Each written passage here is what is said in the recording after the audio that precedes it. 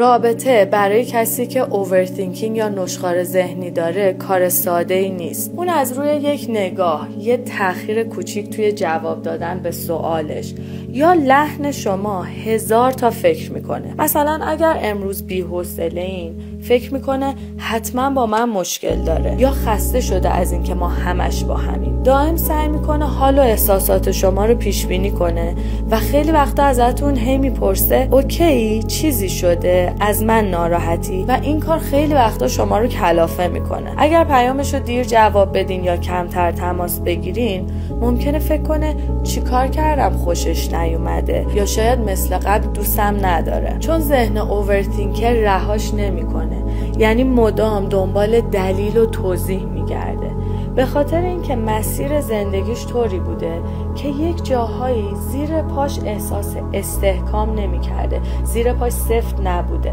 یعنی موقعیت‌های زندگی راحت و امن نبوده و نمیتونسته با خیال راحت به بقیه تکیه کنه. بنابراین ذهنش تعلیم دیده که گوش به زنگ باشه، مطمئن بشه دوست داشته میشه، کافیه، شما ازش راضی هستین و قرار نیست توی این رابطه آسیب ببینه یا رها بشه. و اتفاقا گاهی این حجم از فکر تا حدی خستش میکنه که ممکنه خودش از شما فاصله بگیره. پس اگر شما با یک اوورثینکر توی رابطه هستین، یادتون باشه فقط دنبال یک چیزه: اطمینان، ثبات و یک حضور واقعی که به ذهنش بگه همه چیز امن.